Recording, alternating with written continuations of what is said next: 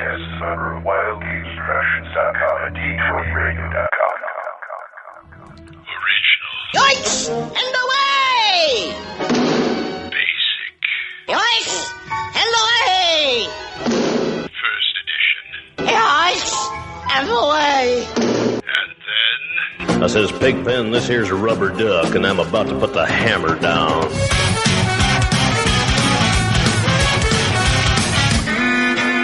Welcome to THACO's Hammer, the best damn AD&D 2nd edition podcast ever.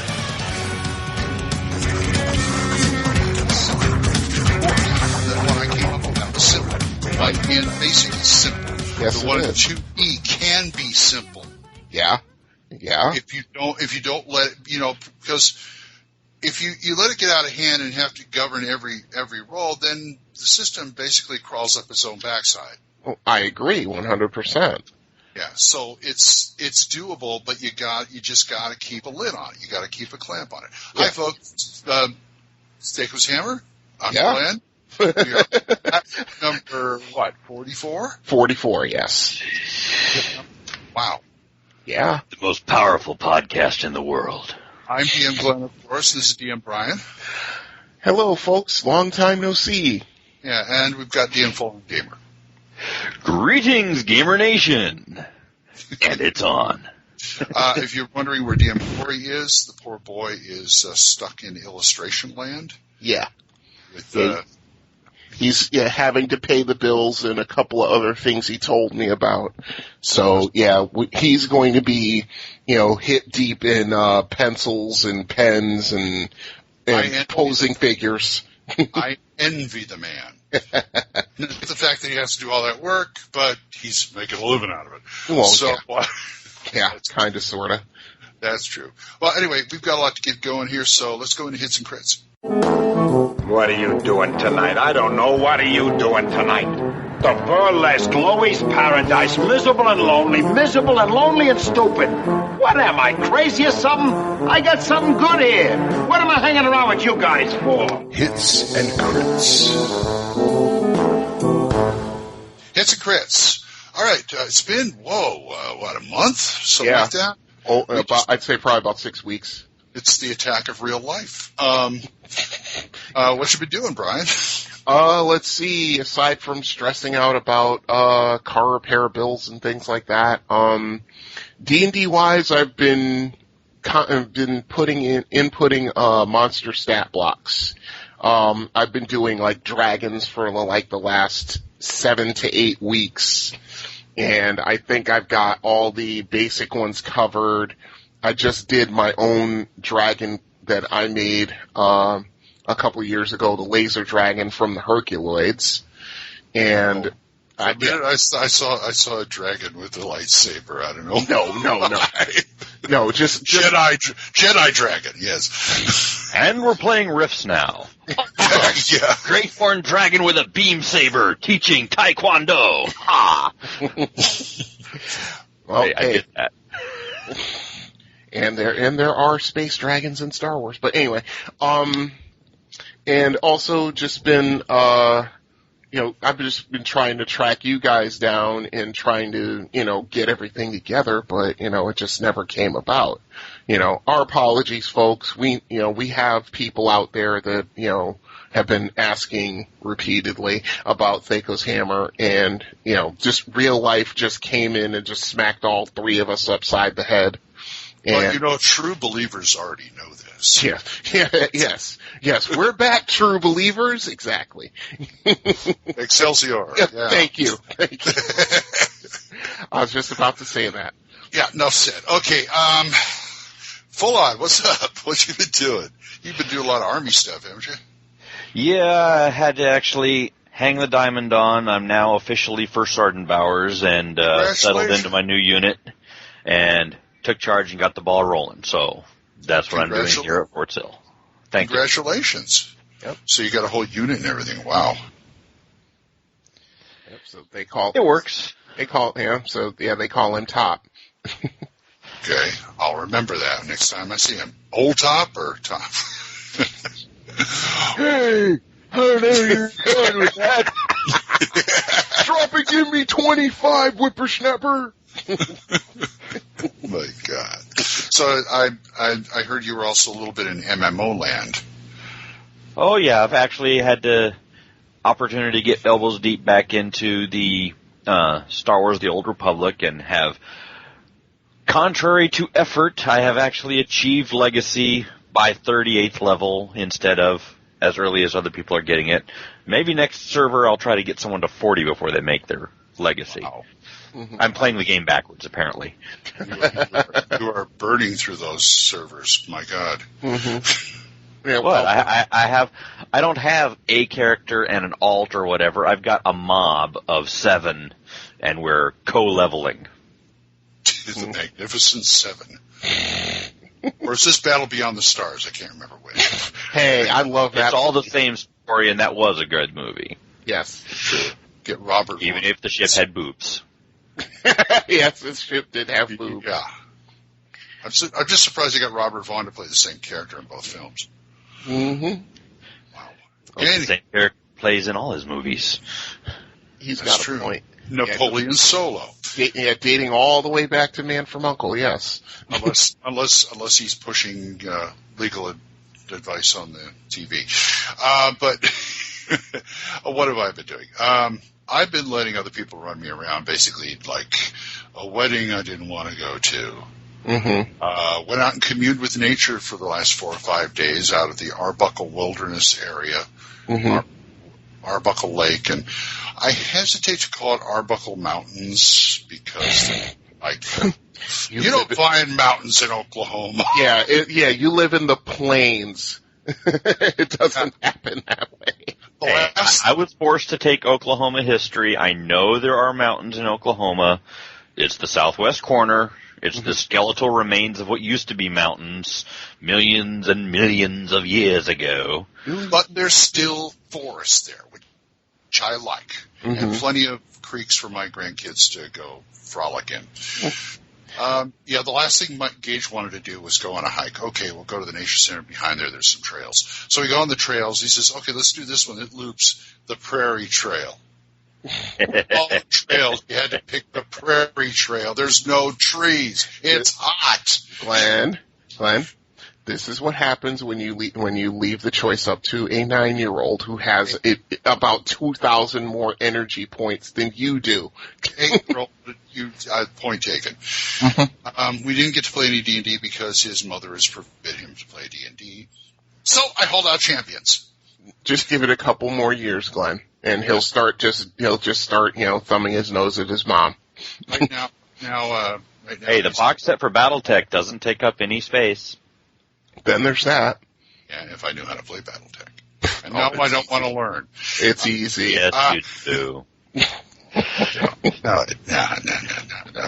Brian, get me out of this. Do we have any emails? Oh, yeah, we've got tons of emails because, we haven't run a show for about a month. Let's see. I'm going to... Okay.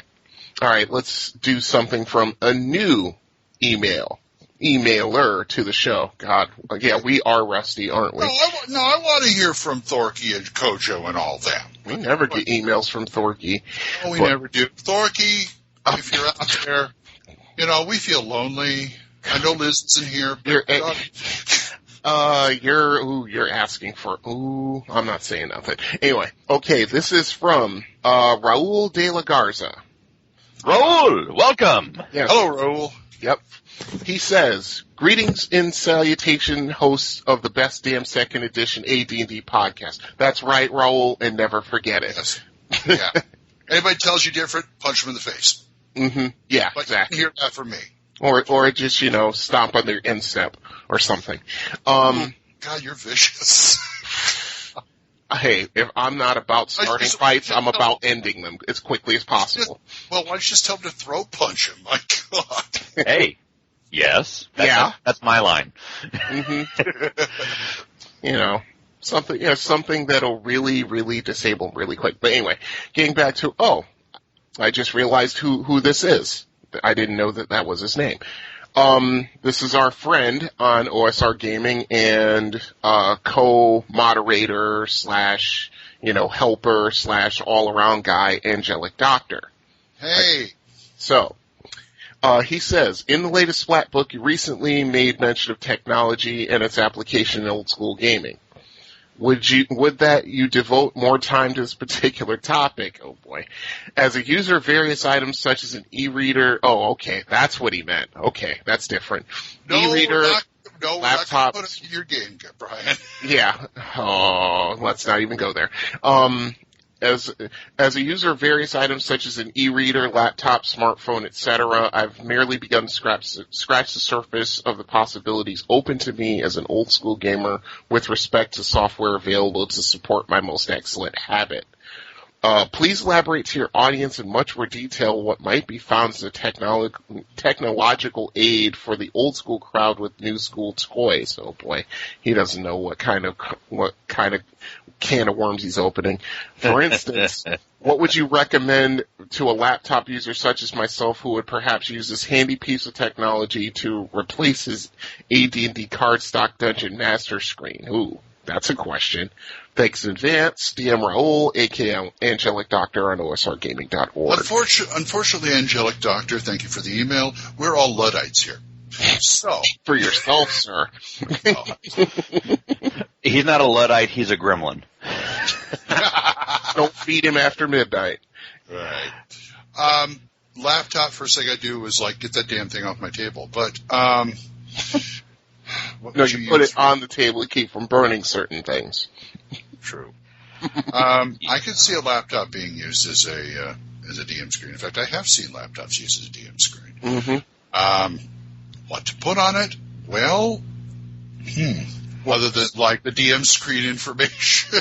Mm-hmm. Well, for AD&D Core Rules 2.0 expansion. Yeah, that's with expansion. With expansion, exactly. Mm-hmm. Thank you, Fulon. Mm-hmm. That's the first thing. That's the first thing. Second thing is to patch it. Yeah. Yeah, get all 5 patches and run them. Yeah, that's the other thing. You know how hard it is to find all 5 of those patches? I have a site that has all 5.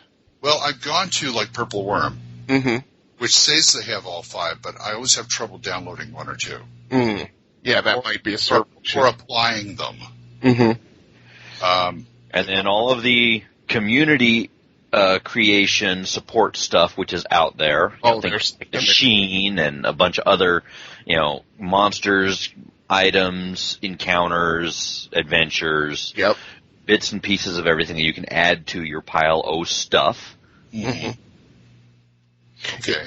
I mean, as far as using it to replace a screen, PowerPoint. Yeah, PowerPoint's probably the best idea. Yeah.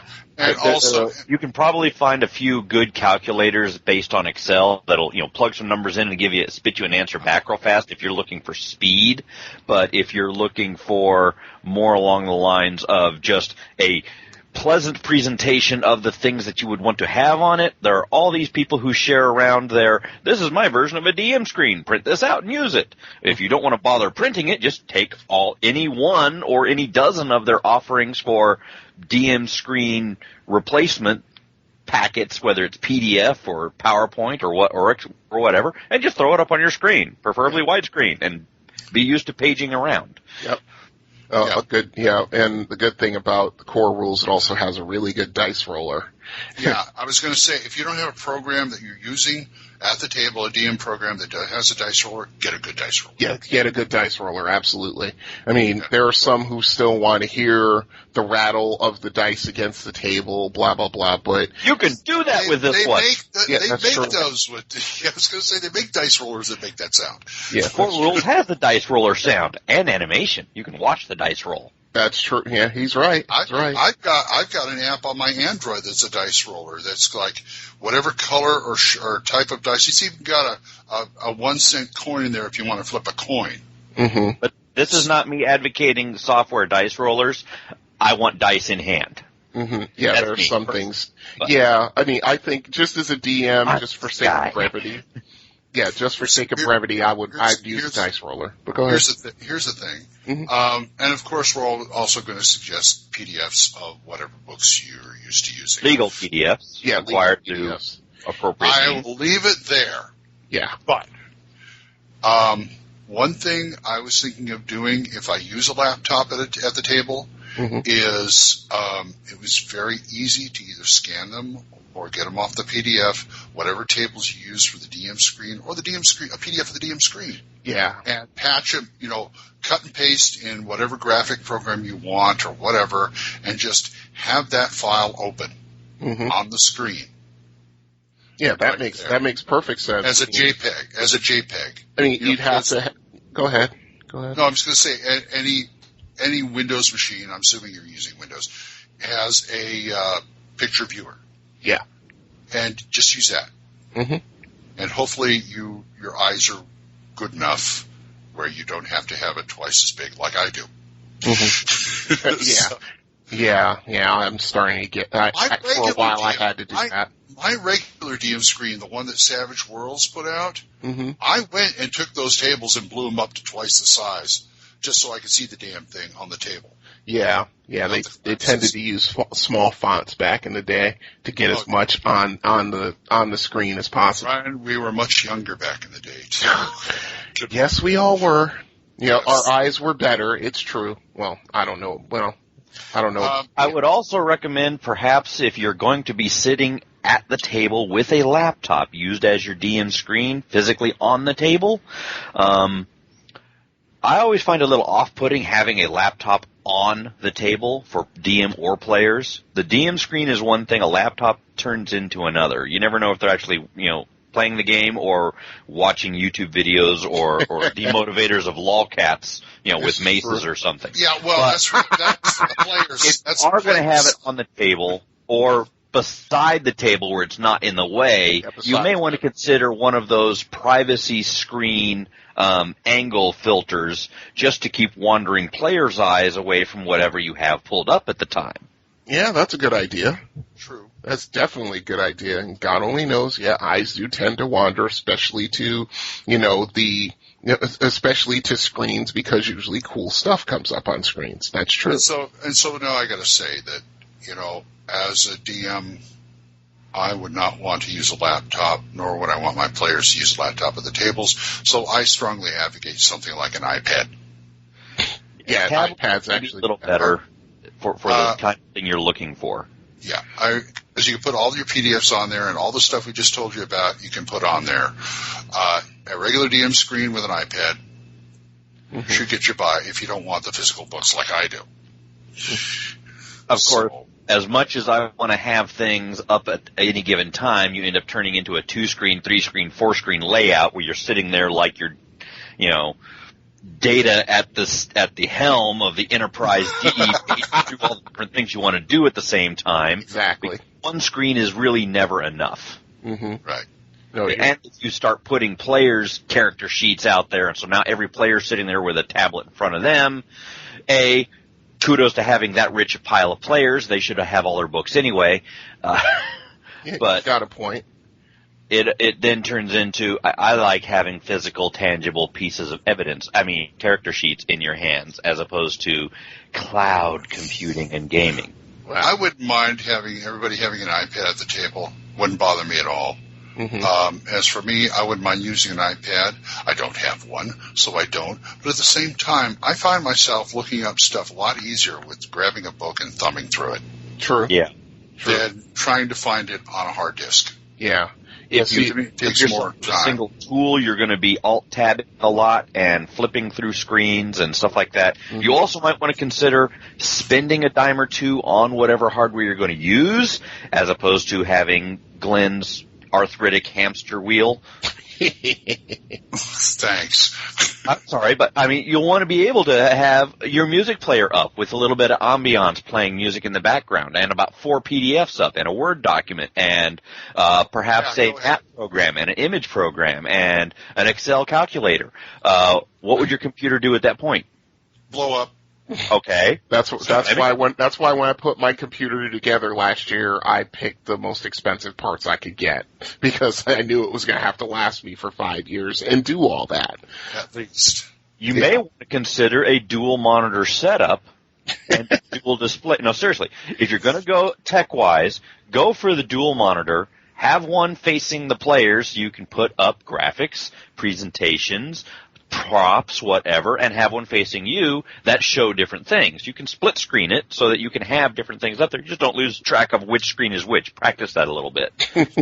Guys, pretty much we're going to get into like the ultimate gaming table and stuff like this. So I think. Oh God, let's not even go that far because no. If you happen to have a gamer by remote, put a webcam up on the top of the monitor /DM screen that you've got facing the table so they can see what's going on while everyone else is gaming. If you're going to Skype or Google Plus. I would recommend Skype or Google Plus. More Google Plus. Yeah. Hangout. If you want to do video plus gaming plus chat plus everything else, if you have a gamer who's not present at your table, You know what? The basic game I play in every other Saturday, we have one player who's in Texas and does it via Google Plus on my DM's big widescreen TV that he hooked his computer up. See, that's pretty cool. And DM He's Corey. Camera pointed to the table and us, and, DM Corey what? No, I was going to say, DM Corey did the whole thing with the overhead projector and the Lexan. There are so many different ways to do it. It just comes down to how much you want to incorporate technology, number one. Number two, how much time you're willing to devote to it. And number three, how much money you got to spend on it. That's right. Mm-hmm. I only go so far. I do a little electronics, but frankly, I ain't got the space. So I have no man cave or game cave. Mm-hmm. So I always got to think of portability. Yeah. Now, laptop yes. Well, yeah, portability is an issue. That's where you lean to the laptops and the iPads. Although I do have this niggling little lurking thing in the back of my mind that imagines a world where I can take the Sultan Ultimate Gaming Table, Microsoft Surface 3.0, merge them in a ritual of darkness, and have Gamer Cave extraordinaire, but we'll get there one day. Mm-hmm. Oh, yeah. You always do. Yes. And then the giant movie screen rolls down and you watch whatever's on Netflix. Mine would be a game/movie cave. Yeah. If I had my druthers, oh boy. Yeah. But anyway, thank you for writing us, Angelic Doctor. We really appreciate it. Do we have any more emails? Yes. Oh, we got tons. Please say no. I mean, yeah, okay. Bring it. Bring it on, people. All right, give us one more. Okay, this is from Patrick. He says, "Hello, Patrick." Yep, this is another new guy. First time emailer. Huh? I said, "Hey, new guy." Yep. Hey, new guy. SpongeBob, how do you play this D&D? Anyway, go ahead. First time emailer, short time listener. I started with one. Yeah, isn't that funny? So it's like you're doing a nickel, right? Okay. Yeah. This email has tons of stuff like this. You'll love it. I started with 1E back in the early 80s with the occasional foray into the mold vape box, moved into 2E and pretty much mashed them all together. Then some sort of cosmic event happened and the boxes and hardbacks just started collecting dust. Yeah, I know about that. A couple of weeks ago, a bizarre epiphany struck my skull, screaming that it's been at least a decade since I've played, whereupon I told my wife, who used to join me in slaughtering Sahagin around Saltmarsh, and the kid... Huh? No, go ahead. And the kids of this newfangled existential crisis, who proceeded to both scoff and be interested in picking up the sword with the old man. Okay. Remembering that every Tom, Dick, and Harry Callahan is podcasting on every subject under the sun, I assume there's got to be some RPG stuff I can jam to on the bus ride to and from work, and at work too. My boss ain't reading this. Lo and behold, after some Google foo, I find THACO's Hammer. And having listened to the last dozen or so podcasts, the smoldering kindling became a towering inferno minus the juice, of course. This guy is funny. I like this. You guys. No, we don't need another host. Yeah. But anyway, go ahead. Well, OJ's in jail. I don't think we need to worry about that. You guys have brought back plenty of memories, toss out oodles of cool and useful ideas that I plan on using, provide much chortling, love the tales of the decks of many things, and full-on gets bonus points for his hairy eyeball towards 4E. Keep up the fantastic work, Patrick. He's not the only hairy eyeball towards 4E. Well, no. No. Far from the last one, that's for sure. What was his name again? Patrick. Hi, thank you, Patrick. I appreciate it. He's in the joint? Yeah. Oh, he really is. Oh, okay. Okay. He said he was being funny. I thought it was a joke. No, this guy, I love this guy's way of saying things and his sense of humor. It's funny as hell. Oh, cool. Maybe we ought to have on the show. So, yeah, hey, why not? If he could get Skype or something like that in the joint, that'd be. Yeah, I played. No. I meant he was talking about the Tiring Inferno minus O.J. Simpson. And so I was like, yeah, we're not going to get O.J. Simpson as a guest host. He's in jail. Right. It's my fault. He is? Yeah, he is. He's not scouring the earth looking for who really did it? The real no. Basically, some guy apparently stole his memorabilia and he busted in armed with a gun and with three other guys. Yeah, he got convicted for that. Yes, I remember that. Sorry. Okay, yeah. Well, I used to play D&D, but the Bulls confiscated my dice. Anyway, yeah. Thank you very much, Patrick. Yeah. That provided minutes of hilarity. Yeah, that was very good. Yeah, send us more like that. We need a good chuckle every once in a while. One more email. One more? Okay. All right, this is a pretty simple one. This is from Aaron. He says, love the show. Does the Encyclopedia Magica Volume 4 come with the fake leather cover? I got the other three. Yeah, it does, actually. I got the other three with the fake leather, but my fourth book is a paperback, and I want to make it a match set. Now, yeah, it does. Yeah, it does. All 4 volumes, the first printing, they all came with that faux leather, which is still one of the coolest things. Yeah, one of the coolest things TSR ever did. And really, go ahead. No, go on. I was going to say one thing that really bugs me about the Encyclopedia Magica, and you really can't do anything about it because they did it in the first printing.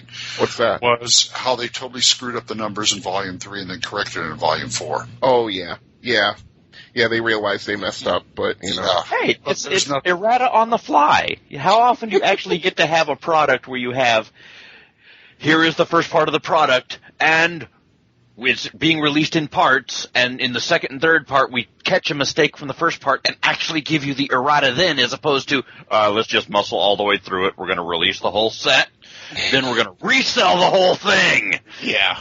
Well, I understand that, but it is kind of concerning trying to find something in Volume 3 when the page numbers don't jive with what it says in the index. Yeah, then there's that. Yeah. Anyway, that's my only gripe about it. But, other than that, it's a wonderful product. Absolutely. Yeah. Oh, yeah. One of the best. If you're going to have, if there's one thing that you have to have aside from your basic books, that's it. At least in my opinion.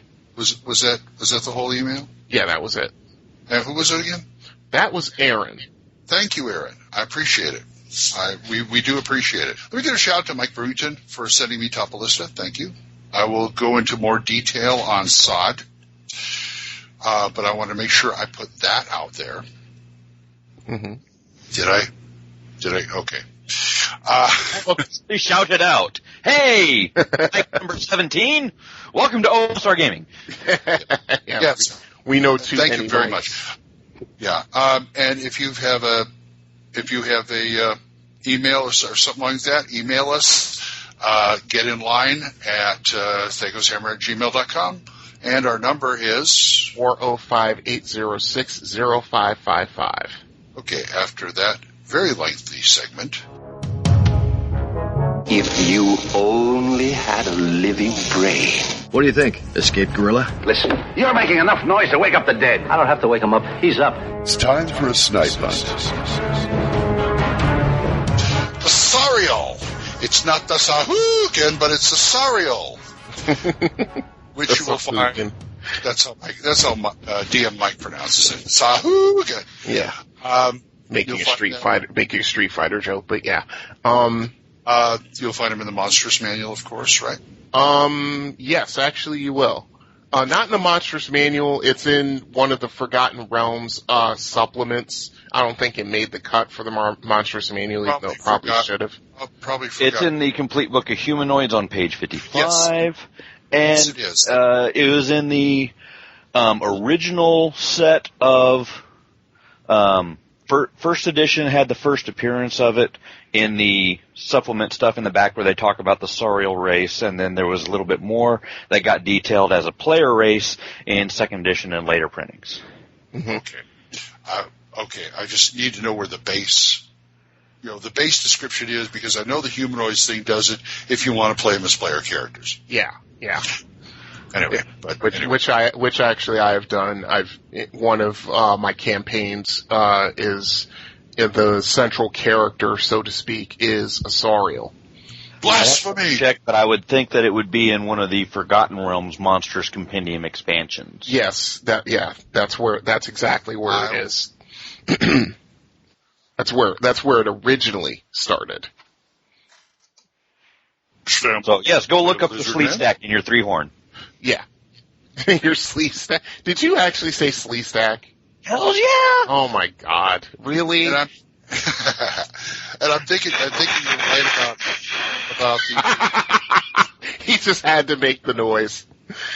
And I think you're right about the Forgotten Realms Monsters Compendium, because it says right here they were abducted from an alternate prime material plane by the evil god Morander. And when he died, they decided to stay in the realms. Yeah.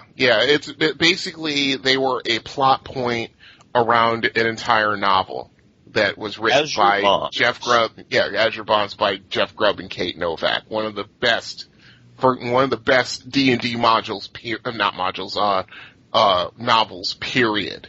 I mean, it wasn't quite as, it wasn't quite as formulaic. I hate to use the word because I like Margaret and Tracy, but it's not as formulaic as Dragonlance was. It was actually pretty good.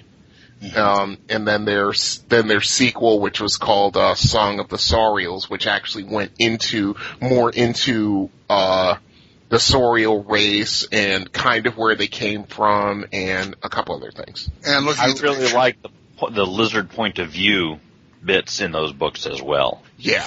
And I do like I'm looking at the complete book of Humanoids right now. I do like the picture, the black and white picture on the next page, 56, because it shows you that these are not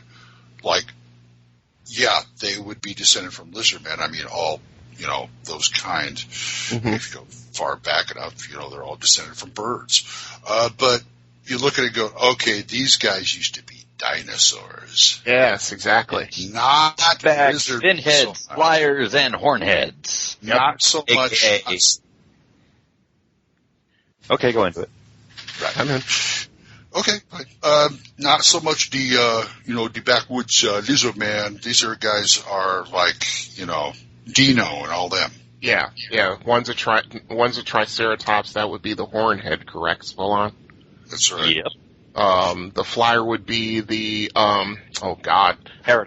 Pterodon, thank you. The finhead would be.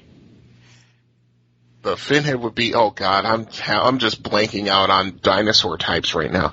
But the biggest one is any one of your vegetable eating quasi biped. Population of dude, like the ones that had the little horn, the single rollback horn. I also forget their name, but yeah, those dinos that are down in that zone. Mm-hmm. Yeah, horde heads. But what? No T-Rex equivalent in here? Well, they did say that there could be other races of Sauriels, but those were the 4 that got transported to the realms. And apparently, I would see where they're coming from with this. That it's cool, we're playing with dinosaurs, but they also wanted to try and they wanted to keep a little bit of game balance in there and not have the carnivore races. Yeah, the carnivorous ones. Yeah. Then they start turning. Where's my natural weapons, man? Yeah. Well, I'm going to eat somebody. Yeah, exactly. Yeah, that's when the power gamers start, complaining and whatever. Oh man, I wanted to play one. Mm-hmm. Well, you know what? They're kind of fun to play. I want to play a T-Rex. So me, Grimlock, killed that. Exactly. Exactly. But yeah, I mean, the thing about Sauriels is the communication factor, because they don't speak. they hiss, they make lizard sounds mostly, but they don't talk. They communicate by scent with other creatures that can understand what they're saying, but with Saurials, and that's the fun part about it, at least in the beginning, is that they can only basically convey certain emotions by emitting certain scents. There's no reason saying they can't learn something like common. Yeah, they could, and they can understand languages just as easily as any other race. It's just they can't speak it. It's sort of like Chewbacca in reverse. Or, where, if somebody could understand Wookiee, not reverse, they know what they're talking. Exactly that. Yeah, they understand what he's saying and they can communicate to him, but it's sort of like, it's not like two-way speech like, two people speaking English. And they do state it pretty much flat out. Saurials cannot speak any human or humanoid language. Yep. Their voices are pitched too high for humans to hear. Yep. Although the olfactory portion of their own language can be detected. Yeah. They emit scents which carry their emotions, and these can be interpreted by humans familiar with the Saurials. Mm-hmm. These Saurials, who are PC adventurers, usually have some magical item that allows them to communicate with their non-Saurial companions. AKA, you've got a translator droid hanging on your hip. or on your head in the case. I can deal with that. They got a medallion or something that basically... Yeah. Medallion has lots of uses. English common comes out, yes. Yeah. I could have like a blade back who talks like Ronald Coleman. Yeah. For you youngsters, that would be Ape from George of the Jungle. God, stop it. In the case of the NPC that I use in one campaign I have, she basically has a small helmet that acts as a translator device and a helm of telepathy, basically. It's like a combination thing, because... Does she carry a tricorder around? No, she doesn't. Yeah, just thought I'd ask. You're mixing your metaphors again. Stop it, Glenn. But yeah, I mean, basically what happens is when you communicate with her, she can understand any spoken language if she's around it long enough, but instead of actually speaking it with the helm, it's actually a telepathic projection into their heads. So when they're talking to her and she's speaking back to them, it's like it's sort of like this sultry Southern belle voice comes into their heads when she speaks to them. Except it's with like this very strange kind of titular speech kind of thing, like, somebody's her friend, she would say friend and their name, or someone like that. Yeah, she would just put a title before it. So would it be the broken language type thing? Oh no, she can speak. Very elegant and eloquent. It's again one of those mnemonics that you put in place to just help you role play an alien line of thought. Yeah, it's an alien way of speaking that is not Yoda-isms. Yeah, exactly. And believe me, I thought of that first. I'm like, no, I'm not going to do that because... Speaks in your head with a southern voice. Mm-hmm. Now, nothing in here says they can't read or write, so a clay slate would work just as well, too, as long as the party members are skilled enough to be literate. And then there's that. Oh, I know. Dude, she's a blade back, but I think I'm in love. Mm-hmm. I see, that was one of those little things that I like to just throw in a little screwball towards my players. It's like, she has that kind of voice, and she looks like that. Huh? What? Where or who? But getting back to the Saurials, I mean, that to me, when I was reading the story, the original book, Azure Bonds, that to me was one of the funniest, or not funny, but it was one of the most charming things about it is that that Dragonbait, who was the Saurial, he had to communicate with sense, where he was conveying his emotional state. Like, baked bread was anger, if he smelled ham in the air, he was worried. The stronger the smell, of course, the more he felt it, and things like that. And, it's just, to me, that was the fun part. I mean, in the sequel book, Song of the Saurials, they actually learned sign language so they could communicate directly with each other rather than Dragon Bait trying to say, no, I didn't mean that, I meant this, Yeah. Well, have this be one of your players who's going to be pretty good at charades. Yeah. Yeah.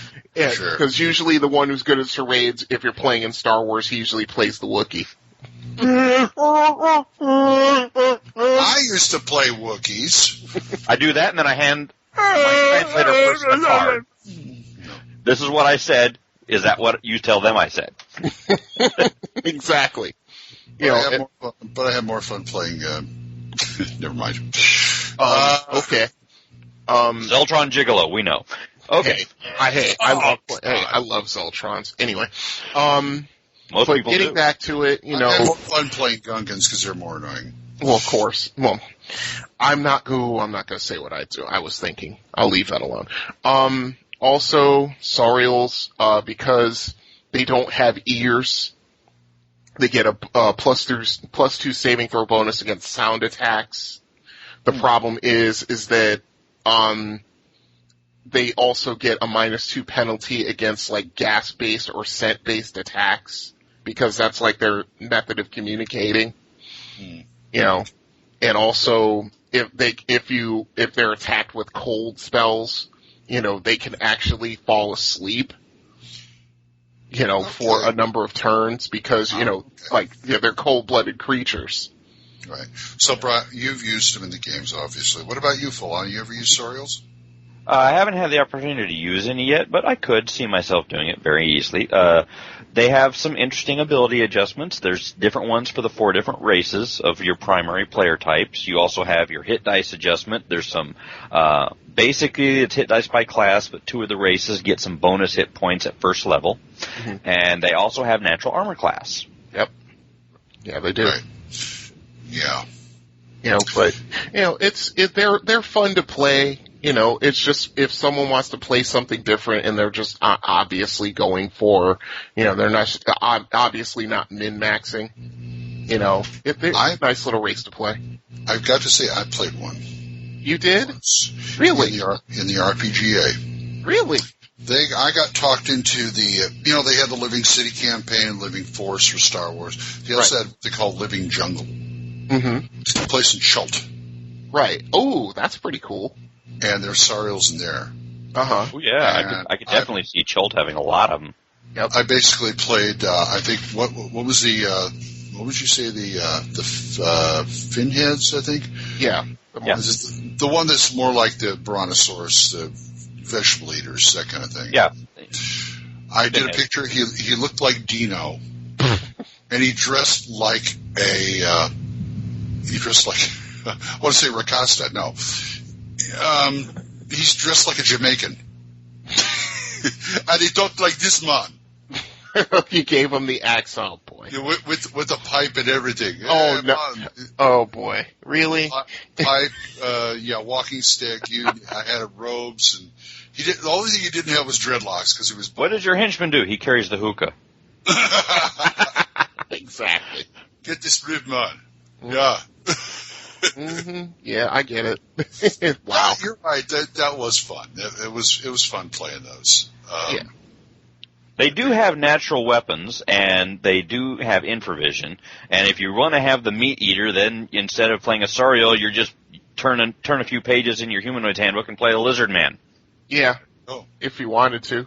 I think Saurials would be much more interesting, though. Yeah, to me, they are much more interesting. And of course, you can, if the DM's creative enough, of course, he can create, some supplemental or the quote-unquote predator races. So, guys, check it out. Complete Book of Humanize on page 55. You'll find all the information there. Or if you have the Monstrous Compendium Forgotten Realms update, supplement, whatever. Mm-hmm. Monstrous Manual update. I know they did one at least for the realms. Yeah, it did like 4. And if you want to tell us your Saurial stories, THACOshammer@gmail.com. Mm-hmm. And other places like OSR Gaming, dragonsfoot.org, d20radio.com. Stroll Citadel. Stroll Citadel, My God Planet, AD&D Nutkin Land. Yep. And address your comments to our local Ranger Saurial representative, Marshall Willenholly. Yeah, okay. Willenholly? Yeah, that's interesting. Is that 2 people? It could be if you wanted it to be.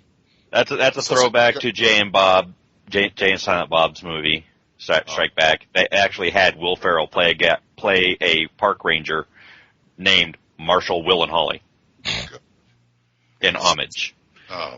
Sleeve sex rule. That sounds like. Yeah. Okay.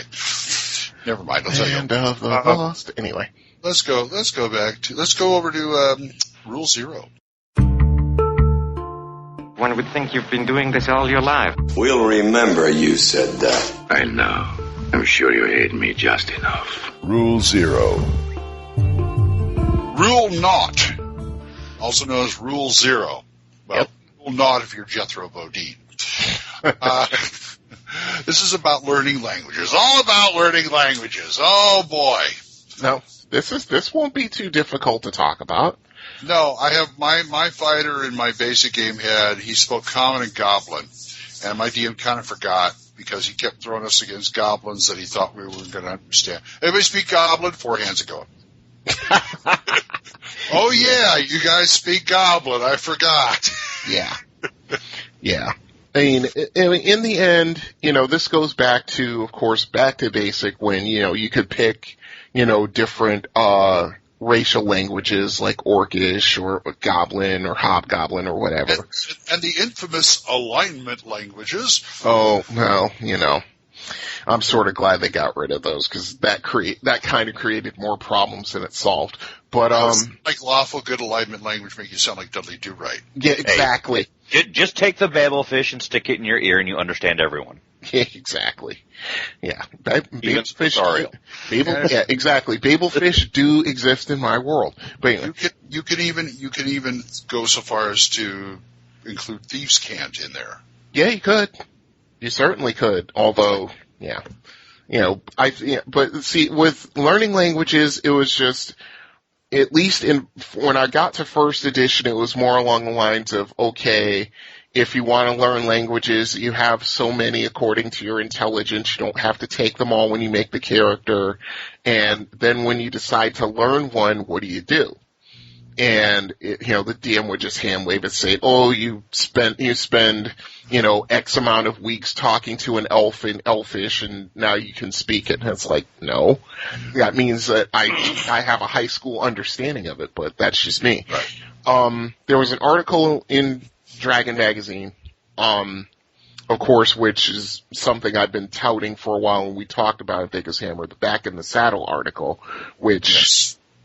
Talked about NWPs and, bringing the scores down just a little bit. They also had this little section on language, and, it was a paragraph or two, but basically what it goes into is that when a character wants to learn a language, they kind of classify it into 3 categories: acquired, fluent, and native. Now, of course, elves speak Elvish like natives because that's what they are, natives. Right. And a character that wants to learn a language, they would just spend the proficiency slot and they would have an acquired knowledge of the language. That's sort of like high school Spanish. Right. Fluent, then fluent, you spend some time, spend another slot, then, you can speak it fluently. But you still. And that's how Strider can mac on the elf princess. That's right. Exactly. He speaks Elvish fluently. Exactly. Thank you for the reference, Fulan. But I can understand that. My best friend in California is a lawyer. Spent 4 years learning German. Mm-hmm. And he was damn fluent in it by the time he got done, but it took him 4 years. Right. So yeah, each point of learning, oh man, you're going to work for it.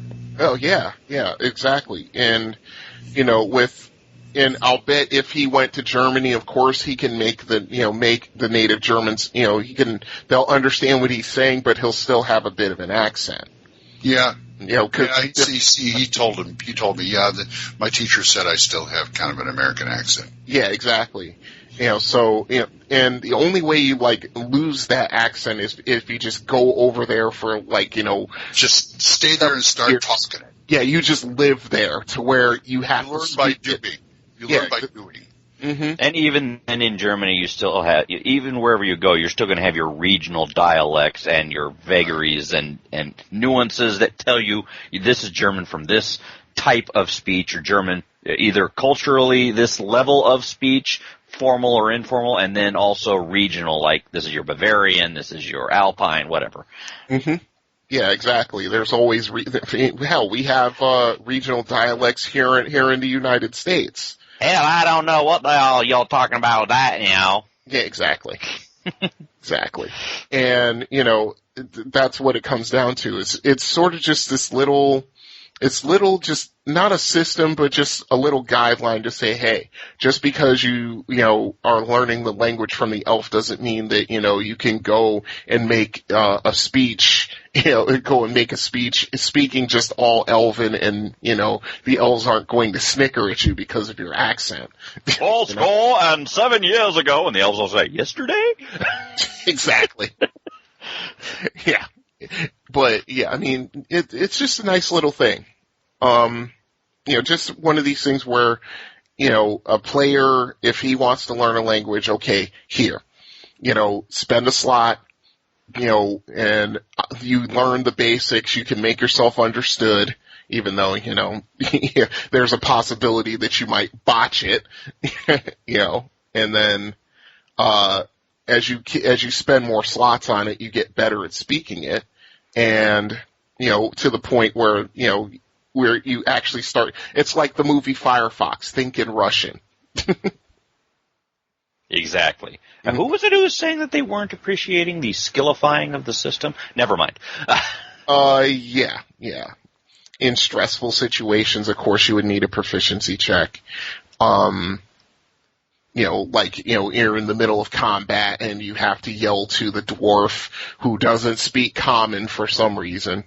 You have to yell at him in Dwarven, no, go over there, or, go and flank that giant over here, or whatever. Hey, who's going to spend the proficiency point? Am I going to learn Dwarven, or is he going to learn Common? Somebody needs to pick one. Yeah, well,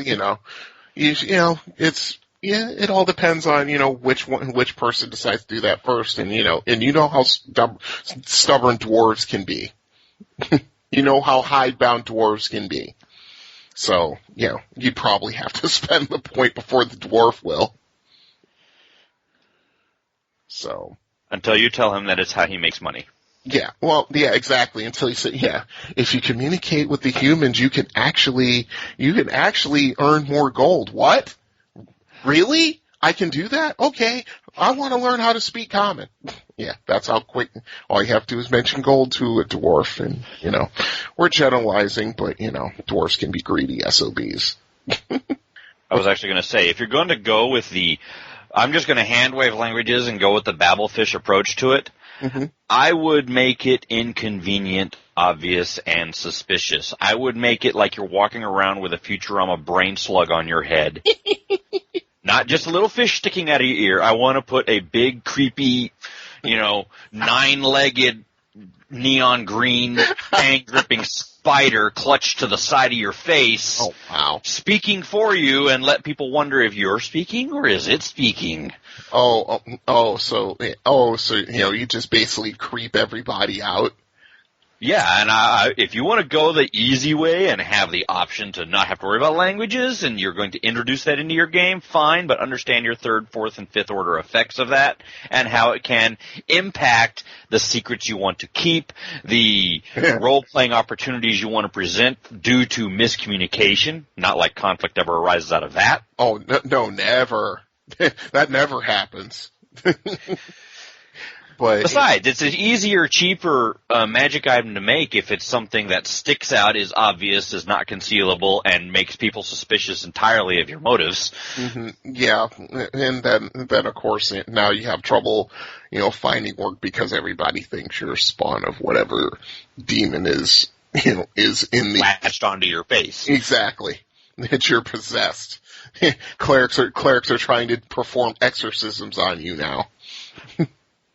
Or even just, foregoing that and just trying to kill you outright because you are in league with dark powers. Yeah. Yeah, I can see where that would make for interesting situations. Let's just put it that way. And besides, you could wear it sticking off the side of your head at a jaunty angle, just like a brain slug.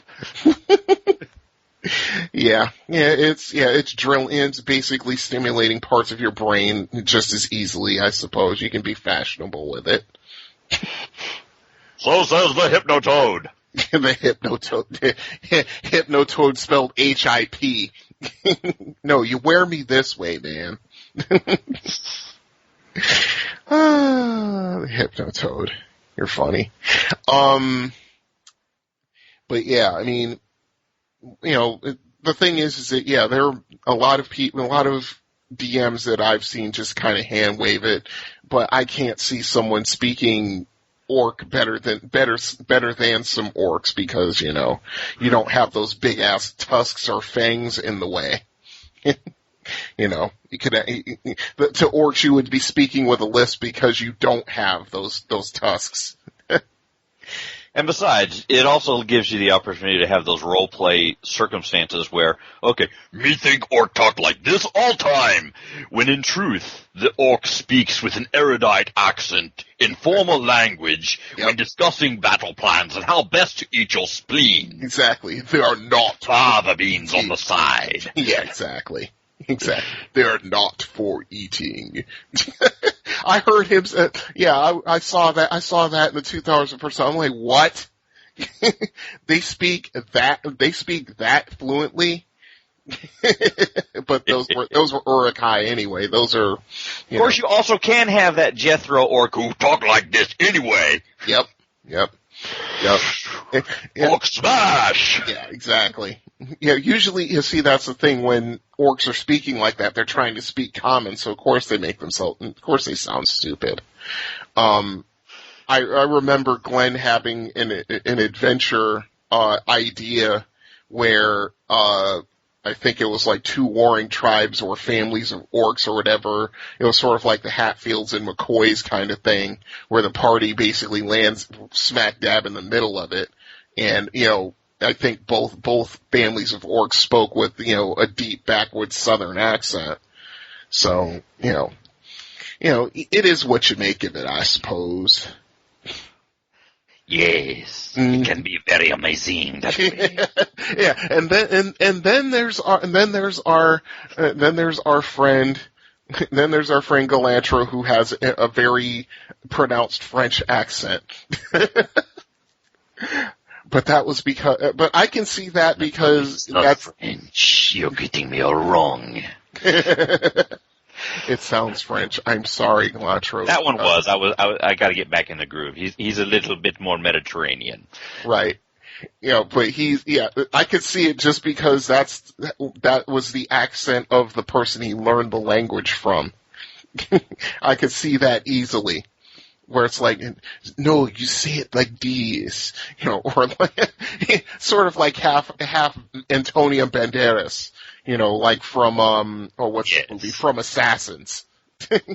You know, where he's playing the crazy assassin. He's just got this, you know, his accent's more pronounced than it normally is, you know, or like from, Desperado or something like that. Learning languages. Tell us all about it, how you do it, THACOShammer@gmail.com. And now we're going into Magic Fingers. Yep. Eeny, meeny, chili beany, the spirits are about to speak. Well, it just so happens that your friend here is only mostly dead. Sounds like a lot of supernatural baloney to me. Supernatural, perhaps. Baloney, perhaps not.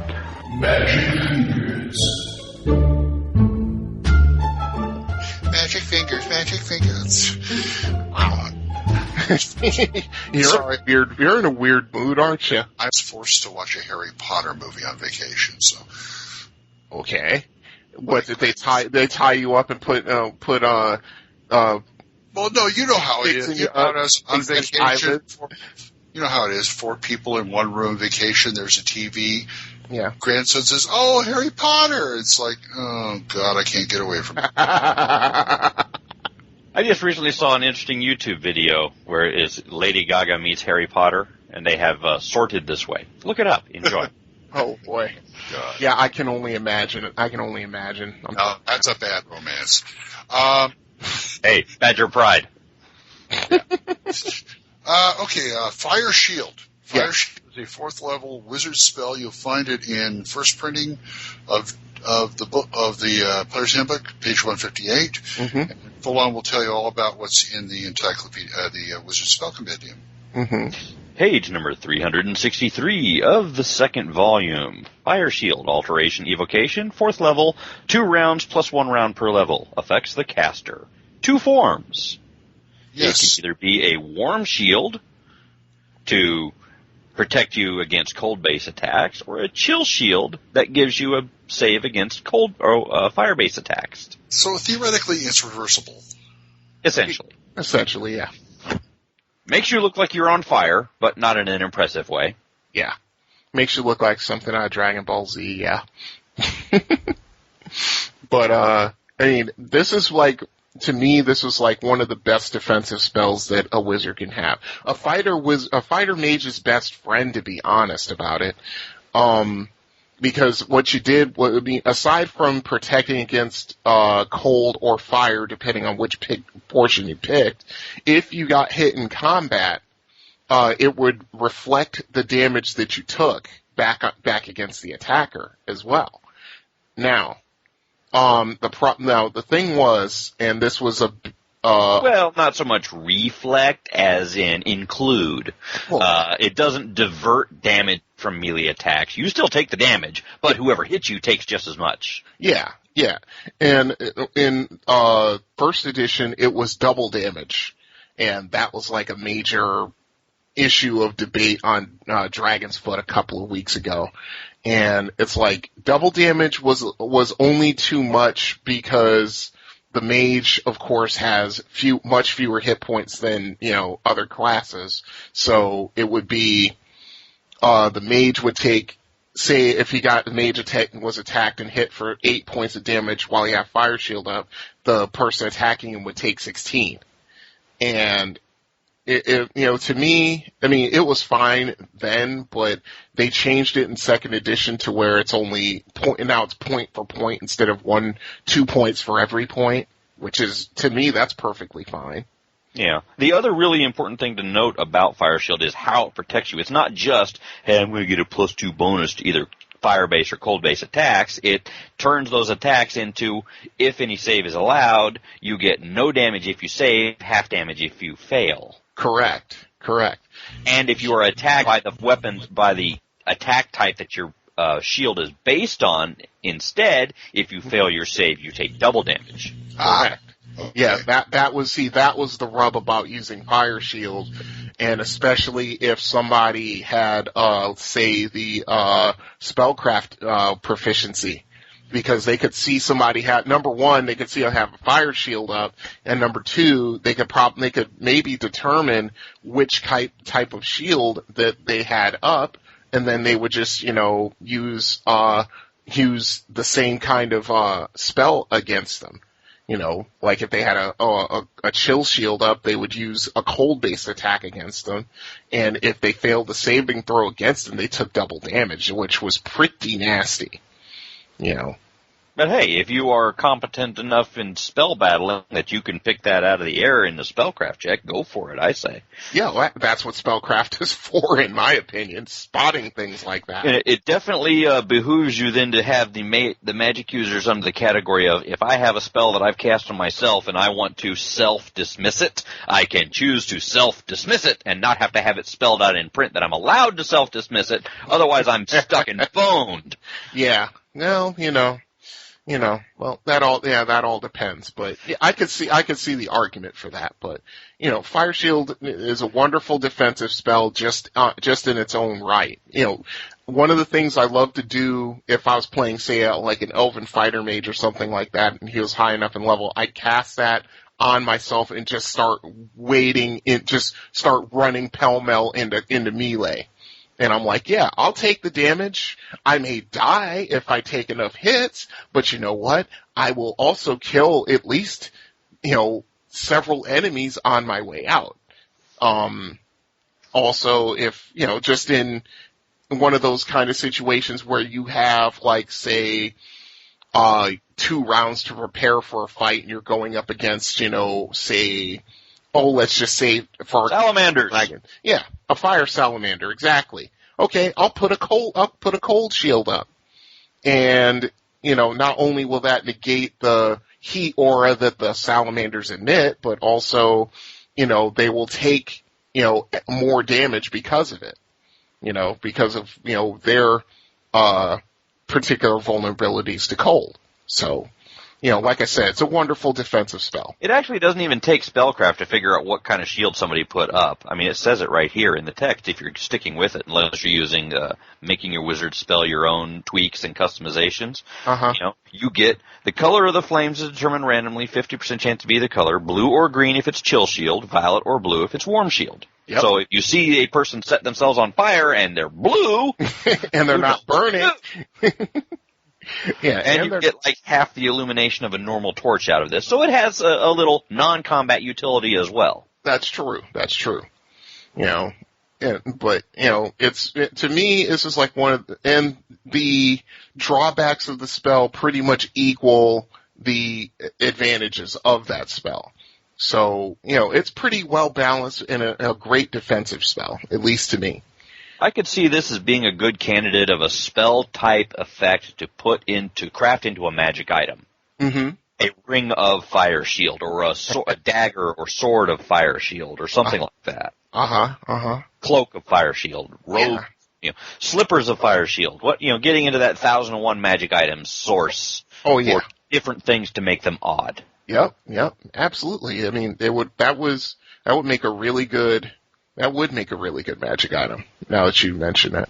Okay. What would you think about doing things to the fire shield spell that involve some of those meta magic changes or whatnot to, try to cast a stilled or silent version of it or whatever, something that doesn't have the visual effect cueing and telling your enemies how to attack you? What level changes would you put into effect? Oh, I think the spell.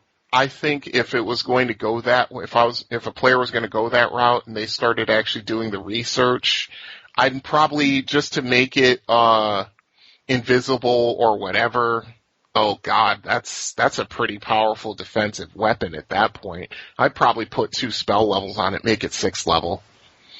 How about if someone's going to be like, hey, I'm a chaos mage, I want to just cast it, have this actual color effect be randomized completely, and I don't know whether it's going to come up truth or a lie. Then I'd probably make it 5th.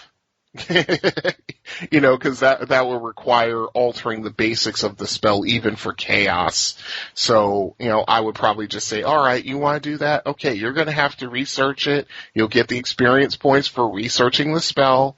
You get 500 experience points for, researching a spell and creating one. So I'd give them the XP for that, and I'd be like, okay, it's going to be a 5th level spell. I mean, making it completely invisible, that's a major alteration. So, yeah. This also seems a little bit nerfish about it, how they specifically state that if you're going to have this spell in your repertoire, you have to specify at the time of memorization which variation you're memorizing. You cannot choose on the fly, I need to cast a chill shield or I need to cast a warm shield. No, I don't buy that. Yeah, that's nerfish. That's too far. Yeah, that's that. Yeah, at that point, it's sort of like, then why even then lower it down to like a 3rd level spell and just make it completely reversible at that point, Yeah, I wouldn't nerf it that way either, because at least to me, the way I see spell casting, when it's got verbal components, all you need to do is change 1 or 2 words, and then it's Well, this one does require material components, and the material components do make a difference. That's true. See, live firefly or glowworm for the warm shield, or the tail portions of 4 dead ones for the chill shield. Mm-hmm.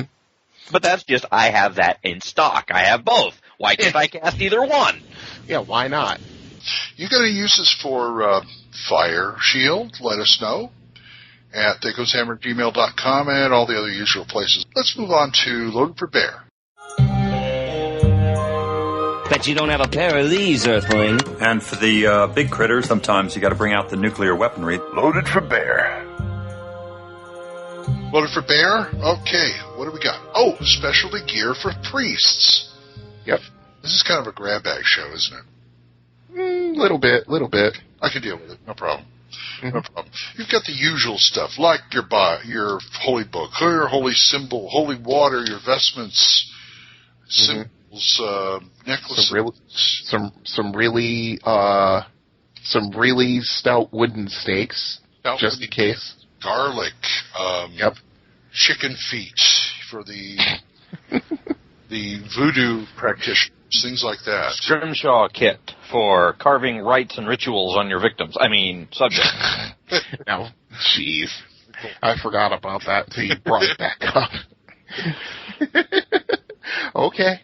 No, I remember you told the story. I know. And you can find that stuff on page 123 of the Complete Priest's Handbook, among other things. Oh, I'm an idiot. I should have opened that. Pardon me while I get up to speed. There's an actual use for the Priest's Handbook? Oh, did I say that? Ooh. Would you like mine? For sure. Would you like mine? It's got water damage in the back. Anyway, oh, no, I have one and just, I just hardly ever used it. I looked at page 123. It says priestly items. First the thing said the cannon. Cool, I can carry a cannon around? No.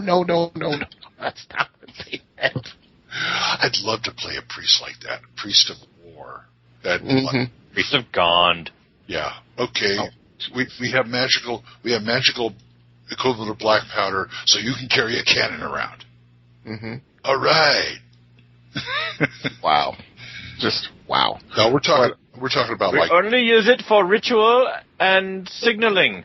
There we go. And ritual sacrifice. Ritual sacrifice. We're talking first place. We are the hamster of doom and the lemmings in the chamber. We are talking about like a Bible, a holy book. Yes. The words of your God and faith. And it says here... It's tattooed on the back of his neck. Yes. And it says here, regardless, a priest who reached 6th level without having acquired a copy of this will be viewed by some suspicion by commoners and fellow priests who will question his devotion. So it's like a must-have. Wizards got their spell books. You have this, your prayer book, your writings. And I'm sure any spells you need is probably within those pages. If not, the god will put it there. Or notes about how to atone. At the end, you open up the book, you hear this, hold still. Hold still. And related to that is the holy symbol. A cross, a Baphomet, whatever. This is the thing you use to turn. You know what I'm saying? Plus, and other things.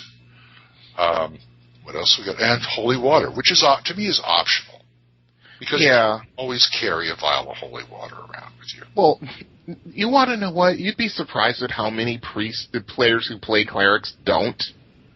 They don't think of that. Because it's like oil. It's kind of hard to carry. Not really. It can... Yeah, it can break. That's the risk you take, unfortunately. Well, yeah, true. But that's why the dwarves are smart and they keep their beer in kegs. The holy water for dwarves is beer. Always have the holy water handy. Which I wouldn't mind. So, that's a good guide to follow. There we go. It talks here how you can make holy water, or you should say your God makes holy water. Right. Through you. Yeah, it's nice. It's a nice little ritual where 3 priests cast 3 different spells. One casts purify food and water. Another one casts protection from evil, and another one casts create water at the exact same time. Oh, is that how it's done? Okay. And you get half a gallon. Yep. I would, as DM, I would love to do stuff like, okay, you need water to make holy water. This guy says you need water to make beer. Yes, water to make beer. But I would do like, it says here that create water makes up to 4 gallons. Okay, you don't use that spell in my temple. You get 4 gallons of water, you come out with a half a gallon. Mm-hmm. I think that would probably work, because, you hear about all this stuff where it takes umpteen gallons. I'm trying to think, there's a certain foodstuffs. Like it takes how much sap from a tree to make like a bottle of syrup. That kind of. Yeah, this is true. So go ahead. Makes sense. No, I'm just saying that makes sense. Mm-hmm.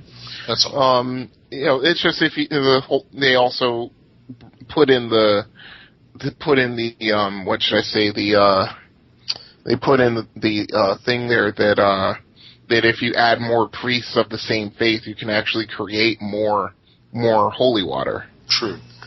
Yeah, if you want to go all the way up to 4 gallons, you need 9 priests. Yep. And if a player's like, why is holy water so expensive? That's why. It's like 25 gold pieces per vial. Yep. And holy water's always been expensive. But I'll tell you what, the dwarven gods have no problem with their followers wanting to create holy water. Hey, we're going to create some beer.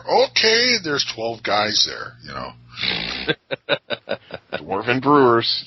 Yep. I'd stay away from that dwarven ale. You'll have a hell of a hangover. You know what? If dwarven ale is holy water, does that mean when they go stop that? Pull up a bush? I knew you were going to do it. I knew you were going to do that. Stop that. Yeah. This is a family show, Glenn. Where did Iron Fist go? Yeah. Hold on, we're going to pull up short. I'm going to go bless the bush. Yeah. Pull up short. Hey, wow. Hey, Iron Arm, where you been? Oh, I went and killed a zombie. Wow. Yep, you don't. You don't buy holy water, you just rent it. Oh, jeez. Oh, man. Had to go there. And also, you just had to, yeah. And also, like your priestly vestments. I'm sure you're wearing that under whatever armor you have. Yeah, but again... Not necessarily. Sometimes it's the formal attire. It's the, you can have your regular kind of vestments that are, the colors of your faith, the colors of your deity, whatever, just kind of tagged into whatever you're wearing, but you may also have a set of clothes specifically laid aside for ceremony. Uh-huh. Yeah, Pointy hat syndrome. Okay, but at the same time, I've learned this doing a production of Fiddler on the Roof. You have certain sects of Judaism, or a lot of sects of Judaism, where they wear the holy vest under their clothes. You can see it sticking out from the bottom of their shirt. Mm-hmm. Yeah. So I was thinking of something like that. Yeah, I could see certain, like really stickler, lawful by the book deities, doing You don't want to know what the priests of Leviatar have under their habits. Oh, no, you don't. No. You'll end up wearing them. Yeah. Yeah. I just look at it this way. When that faith, their priests are so highly trained to resist pain and to think clearly in pain that even if they have a limb cut off and they're bleeding to death, they can still act normally. That's true. Mm-hmm. It's just their thing. Pain is their thing. Yes. Think about what's her name from that James Bond movie, something on a top. Where the more James Bond beat on her, the more she liked it. What? Same thing. Yeah. The one from GoldenEye. GoldenEye. Yes, that was it. I was going to say, I said I'd never heard of a Bond film named On the Top. It's like, are you daydreaming this? But yeah, okay, GoldenEye, got it. Yeah, something like that. She could be a good priest of Leviathar. Mm-hmm. Absolutely. Yeah, that's a good one, because, the more pain you inflicted on her, the happier she got. And let's take a moment to talk about the lesser-known priestly gear, a.k.a. steaks, garlic, iron, iron, silver things. Yep. If you're just walking around with a quarterstaff and you got silver ends, you're good. Mm-hmm. For them. Yep. Or a silver end and an iron end. Yeah, best. There you go. Yes. That way you can mess with the wares, you can mess with the fae. Right. I told on you the can other. split the thing in half and stake whatever crawls out of a friggin' catacomb at night either. Mm-hmm. I told on the other show. I said I want a holy symbol that doubles as a stake. Got a little vial of holy water in the back. Cold iron on one, casted cold iron on one end. I'm gonna be covered. Just one thing. What is it? My holy symbol. You know. I know some gnomes who can make something like that for you. Started. Yeah. Okay. Don't get me started. I've been reading Topolista. Okay. But those are pretty much specialty gear. Now, have you guys ever been stickler about this for your clerics in your games? I mean, okay, I turn the ghoul. Well, do you have your holy symbol? Oh yeah, they cannot turn. At the very least, depending on whatever mood I'm in, they either cannot turn without the holy symbol, or it's severely reduced effectiveness. Okay. This is why, as a player, whenever I played a priest, I tend towards deities whose holy symbol is a particular weapon, so that I can wield my holy symbol in battle, and when I do the turn, I just go, huzzah! And there you go. Yeah, playing a priest of Thor. They are very popular, yes. Mm-hmm. Priests if I can get it, cross battle axes. Yep. I'd like to do Thor. That way I can keep hitting him and just keep going, you're blessed, you're blessed, you're blessed. Yes. In the name of Thor, I bless you. I bless you right off this planet. Yes, exactly. I am sending you to the plane where you deserve to be. Yes. Yep, that'll work. And, of course, the ever-popular stake. Mm-hmm. I like for vampires. I like mine medium well, thank you. Yeah, have you ever had players like improvise this kind of stuff? Oh, very much so. Like, I don't have my holy symbol. Like, kind of like what Peter Cushing did in the Dracula movie, where he took two, like, candelabras and made a cross, or break up the top of the coffin to get a stake, that kind of thing. Oh yeah. I mean, the thing is that, and you know what? I'm going to put this in our next Snipe Hunt talking about vampires because, at least to my way of thinking, vampires need a redesign for D&D, and yeah, probably a lot of it's coming from watching too many episodes of True Blood, but at the same time, it's like, there are only certain ways you can kill a vampire forever, and it's really hard, and a DM that's really devious can make it impossible. But yeah, I mean, there's a character I have, a cleric who has the Undead Slayer kit, and he has a lot of these items like silver-tipped javelins. Silver-tipped javelins. What else? A lot of wooden javelins for trying to make a called shot, staking a vampire from the heart and through the heart at a range of like 20 yards. Things like that. Any good elven archer with a wooden tipped arrow could probably do it. Oh yeah, with a called shot, which of course. I can see it now. The party is getting back to the holy water thing. It's like. Keep him away, keep him away. It's okay, I'm pissing in front of him. Take your shot. Wow. Well, it would keep some of the more, effete vampires away, probably. Well, He whipped out his what? Well, running water. Wow. All right. 2 in 1, running water and holy symbol. Oh, Lord. Running water. Yeah, jeez. What is the semantic portion, the verbal portion of your turning ritual? How you doing? Okay, we've debased ourselves just about as much as we can now. You think? Oh, no, I can go further. Oh, I know you could. Yeah. I could too, but I'm trying to keep it on it. You tell us all about your priestly gear escapades at thacoshammer@gmail.com. And now we're going to go into DM's Rag. Well, that's quite a story. I think it would be fun to run a newspaper. And here it comes, right over the old plate. The DM's Rag. DM's Rag. Okay, Night Below, Book 2, Perils of the Underdark. We're getting into the meat of it now, and Full On will enlighten you on that. Excellent. Okay, so we're getting back into Night Below. The book's so nice. The game's so nice, they booked it thrice. Yep. And we're going into Book 2. Book 2 is supposedly your tier for your 5 to 10 level range, or more likely your 7 to 12. Yeah. Or higher. The sweet spot right there.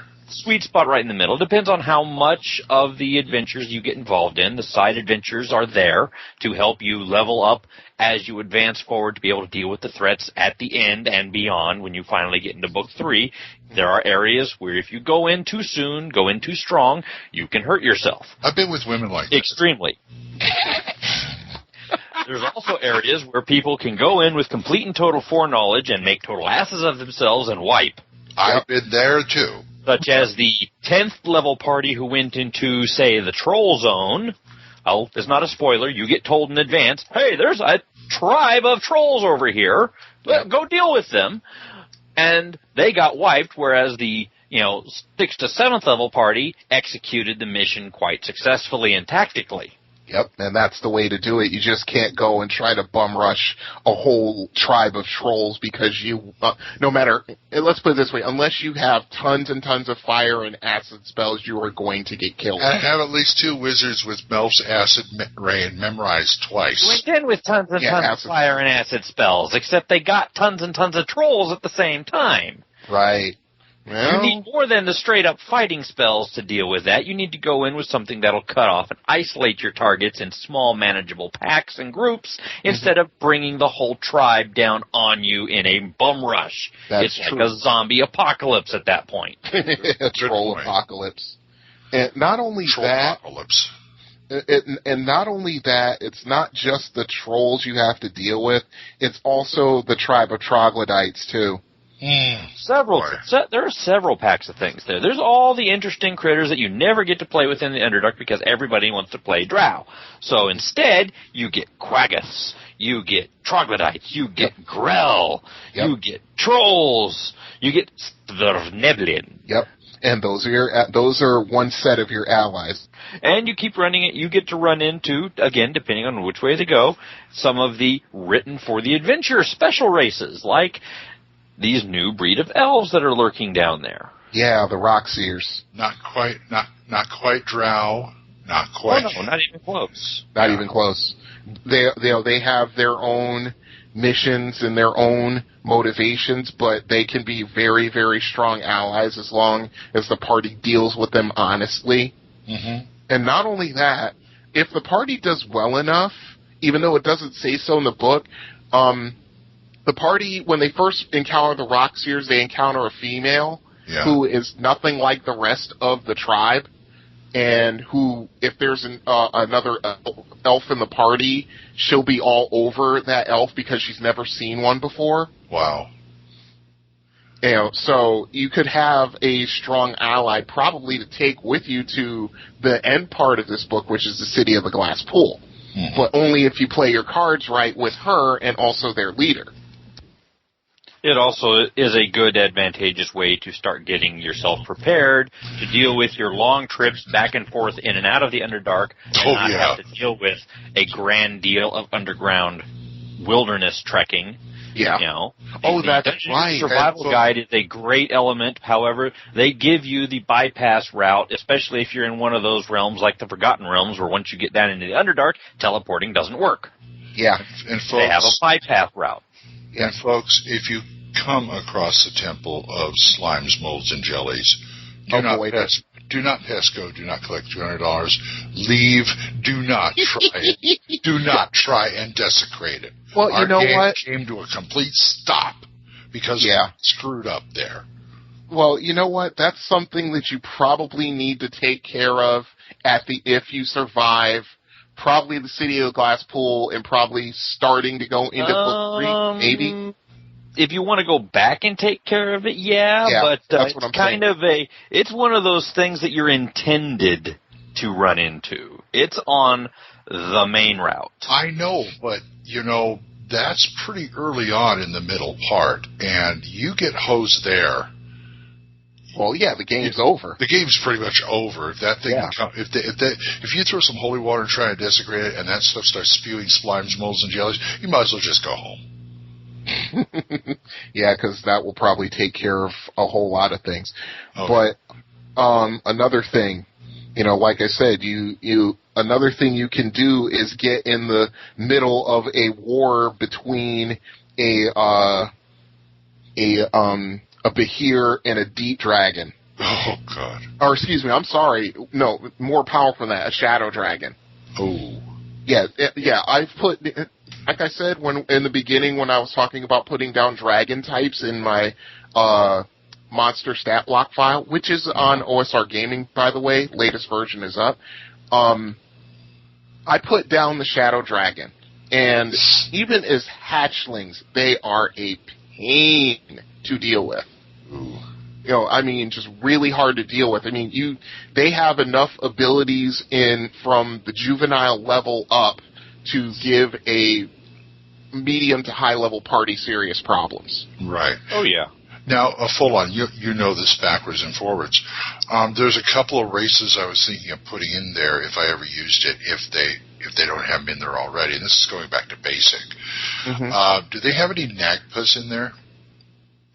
No, but they have a bunch of other things in there. And again, there's room for more. If for whatever reason your XP advancement is not proceeding apace for your adventurers to be able to survive the Sea of the Glass Pool at the end of this book, or to be prepared for going deeper on into the things in the third book, you can always add more. It's the Underdark. You have all kinds of opportunity caves left, right, center if you want to add them in. Yeah, if you want to swap. Or if you want to trade anything out. If you don't feel like hook horrors and Rakshasa, you can find another thing to put there. Well, I just want to put Nagpas in there because I wanted Skeksis. Somehow Skeksis would fit down there. Because that's what they are. Fair enough. Is D&D Skeksis. Fair enough.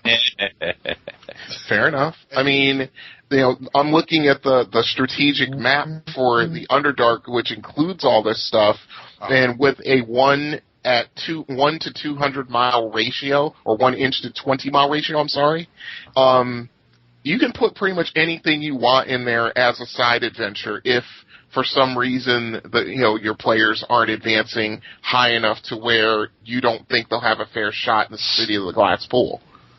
But with the then of course once you get past that and then you treat with the Rockseer elves, then you go and then you start getting into what's going on with the Darrow.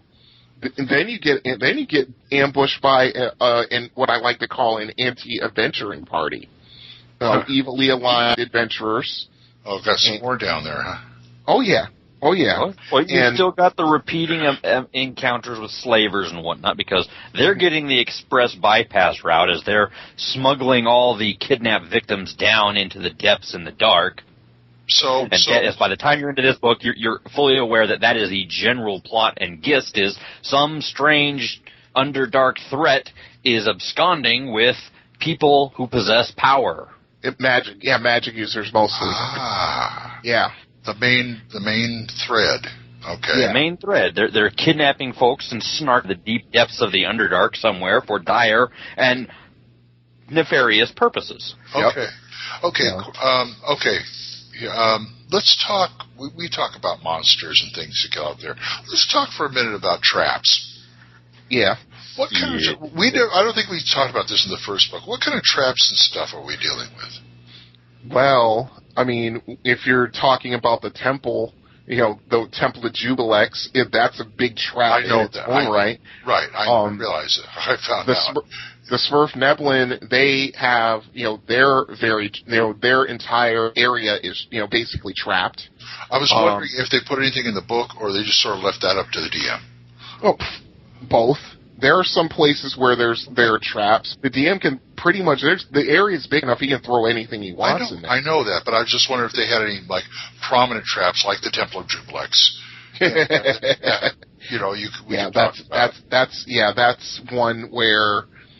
That's one where if the party gets greedy, they will get killed. You know what?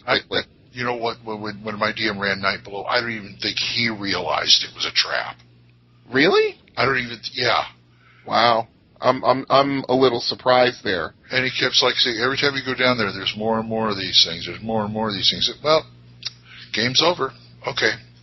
Well, that's nice. That's part of the motivation for you to actually make friends and influence people and get the magical ability to bypass that whole segment of the Underdark and not have to go there. Yeah. They kind of expect you to trip that trap and not foot march your way up and down every friggin' time. Right, yeah, and because that's a long...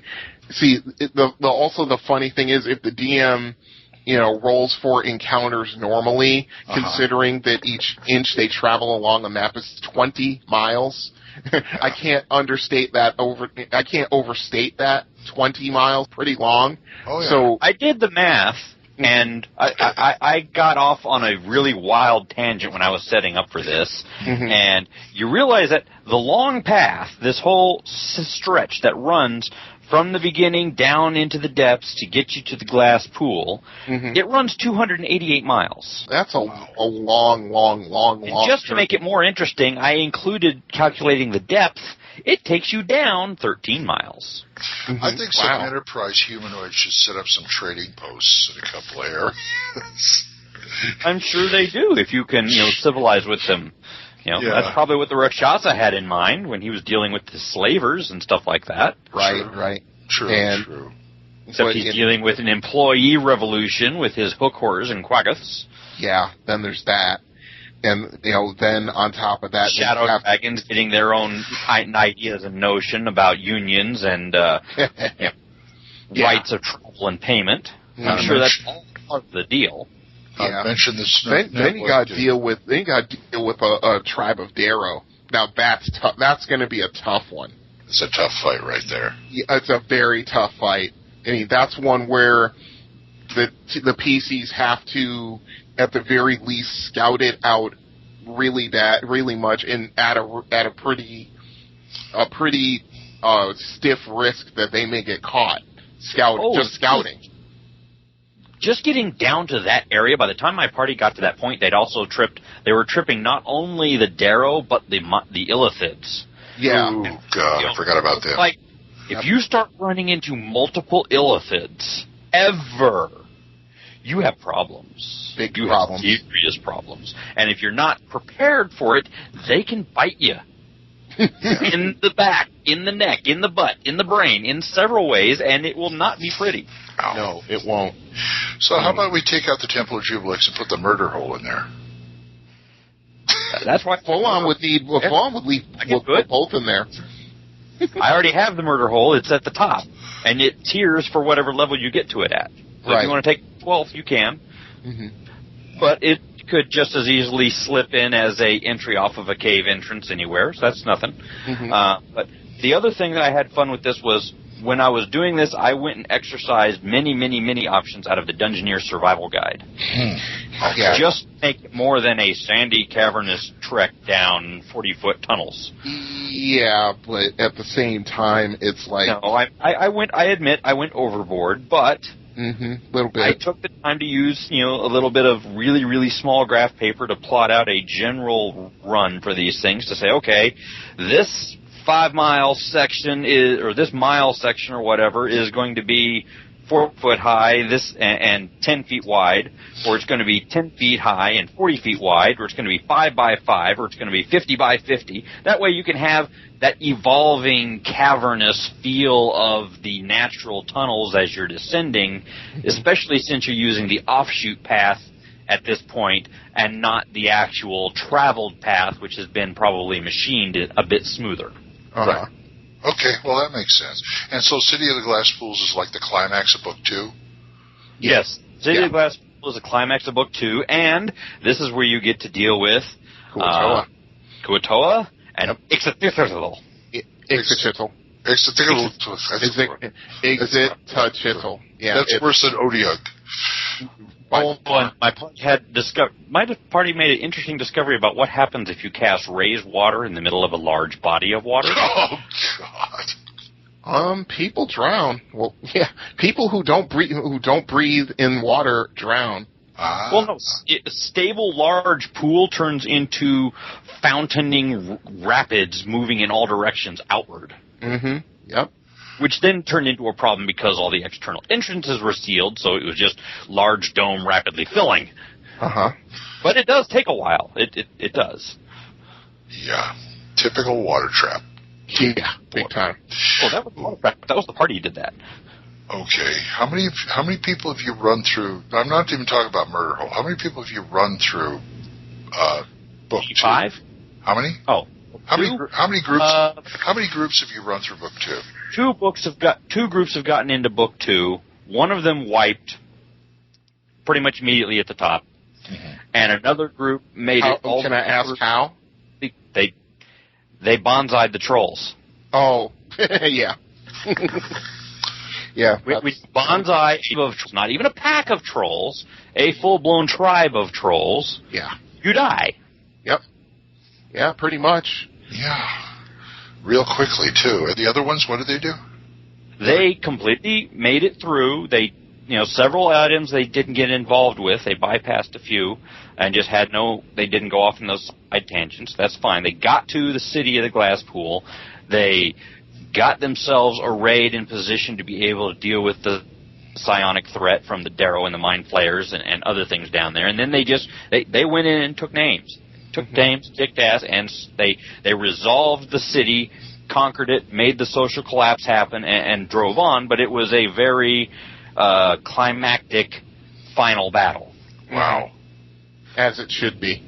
Yes, as it should be. Yes. Now, this is yet again another thing where it behooves you as the DM to do your prep work, read, divvy things up, and have yourself some manageable battle sheets like the Hackmaster books do, or like I've done where I did the the little poster cards, those little 4-sheet poster cards you can print out that has rooms and encounters and groups clustered in a manageable format so you can battle track some of the large battles that can happen here. And you can get some large battles where you have to manage multiple threats simultaneously. And you will need that kind of organization. And you know what you need? If you're going to run any kind of mega dungeon like that, you need that kind of organization, whether it's this or Undermountain or Temple of Elemental Evil or anything like that. You've got to be able to divvy things up into smaller, bite-sized portions for the player. Yeah. Advantage of being as open or closed as you want it to be, because you're the DM, it's your adventure. So if you want to have wandering monsters, you should take the time to be prepared for the chaos of it, or set yourself up a pool of wandering monsters ready to go ready to go, and that you can account for whatever they bring to the fight or take out of it. This is the glory of stat blocks. Yes. Yep. Yeah. This is why I'm putting in so much time. Good. It's on osrgaming.org right now. I was some of the other things. Where is it in OSR Gaming? Oh, you would have to have me look, wouldn't you? All right, I can find it. There's a thread there where I did monster stat blocks. I think it's in the second edition thread, but I'm going to confirm. Okay, no fear. What were you saying, Full-On? I was going to say that one of the other interesting mechanics that you put in, that gets put into the Night Below setting for the book 2, is this concept of the social collapse points. Your major encounter of the City of the Glass Pool, it's a whole city you're trying to take down. You can't do it in a stand-up fight, coming in door 1, going out door 2, and just knock it all down. They put in a system called social collapse points, and they assign values to some of the different things that are in there. If you can defeat this, it counts in your favor for generating the total collapse of the city. So you know how many things you have to knock out. Right. There are a couple mandatory goals, like you've got to take out the Priest King, you've got to take out the Avatar statue, you've got to take out the Dukes, but you've also got a whole bunch of other accumulated goals you can get for things like taking out the spawning pool and a couple other odds and ends like that, or depending on the head count of casualties you produce, they increase the social collapse points. And that's just a simple little chart that you can put together in your preference of Word or PowerPoint, or grab a piece of graph paper and mark off a bunch of blocks. But you've got upwards of, to have success in causing social collapse, you need over 100 social collapse points gathered. on top, and part of those have to be the mandatory goals for individual targets you have to take out. Right. Otherwise, city doesn't fall, and the threat remains. But any group worth its levels could probably manage it with enough thought and forethought and planning. That's all I have to say. Yeah. It's the first example of doing something like this is Vault of the Drow, which is a 1E module. Right. When you go and try to not take out, but basically just wreck a Drow city. You can't take it on head on and try to get through it all because you'll get wasted by the sheer force of numbers. Or you'll be stuck. You'll be stuck with a siege or something. Yeah. Right. Exactly. This is definitely the kind of approach where you have to go commando style. Yep. You can't do the stand-up siege of Helm's Deep here. You've got to go in and do the special forces raids and start cutting off key infrastructure. Yep. You got to go Chuck Norris and start, whittling it down. Yep. Yeah, that's the only way you're going to do it, because if you try to take it head on, you're going to die very quickly. Oh, yes. So, but yeah, I mean, this is, by this time, the character should be, by the time they get to the glass pool, they should be right around 10th level, maybe closer to 11th or something, where they can, Go ahead. Indeed, definitely. Yeah, because once you start doing the glass pool, once you start it, you're basically stuck until either you die or you finish it.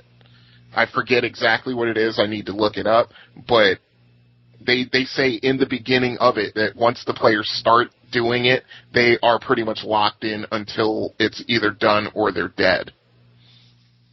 But yeah, I mean, it's like Full On said, you don't have to take everybody out. You just have to take out key targets, and then once you do that, then the whole thing just falls in on itself, and everybody in the vicinity who is allied with you will be grateful to you. Kind of like Angry Birds.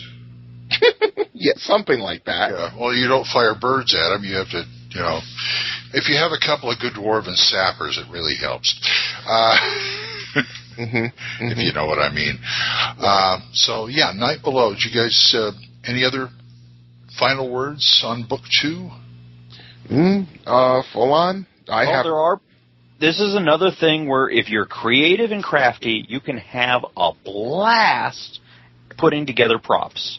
Hand things to your players that they can actually manipulate and deal with. They've got a whole bunch of handouts and stuff that are, photocopy this, photocopy that. Take the time to either blow them up so that you have a full sheet to give a person each time, or if you're feeling really creative, things like the Underdark map that you get from the gnomes if you are even remotely tolerable to them. You could make that. You could make that out of clay. Yeah.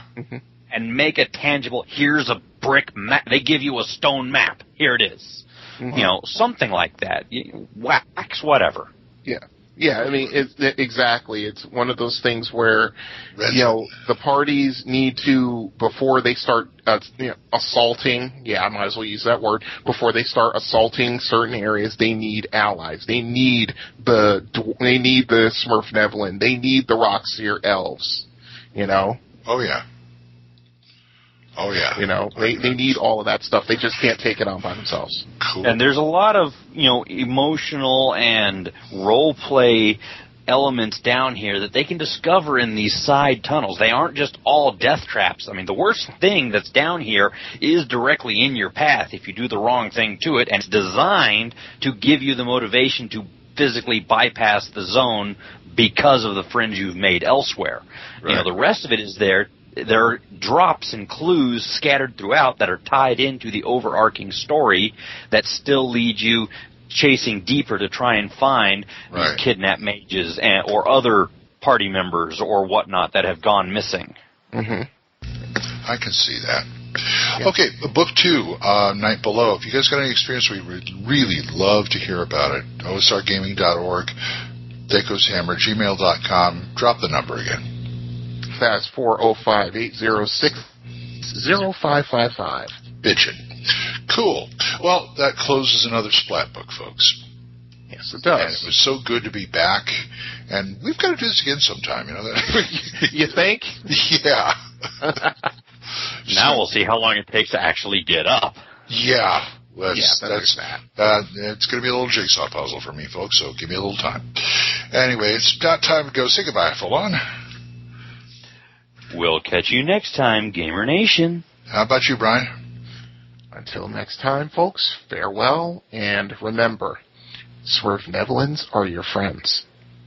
And it's not a railroad. It may be my part, but it's not a railroad. Yeah, this is GM Glenn. Off the railroads. We'll see you. We'll see you next time when the hammer comes down on THACO's hammer. Bye bye, you guys. So you're doing that? I totally forgot about the stat blocks you were doing. Yeah. I've been doing that for like the last 5-6 months. Can you do basic? I'd love to see basic. Oh God, basic I can hammer out like within 10 seconds. THACO's Hammer theme is provided by the Diablo Swing Orchestra. You'll find them on Jamendo.com. All other additional music for this episode was provided by Kevin MacLeod. You'll find more of his music on Incompetech.com. Be sure to visit our website at thacoshammer.info. If you have any questions or comments, email us at thacoshammer@gmail.com. Remember, that's an O, not a 0. You can also find us on the second edition forums at osrgaming.org and at purpleworm.org. Or give us a call and leave us a voicemail at 405-806-0555. See you next time when the hammer comes down on THACO's Hammer.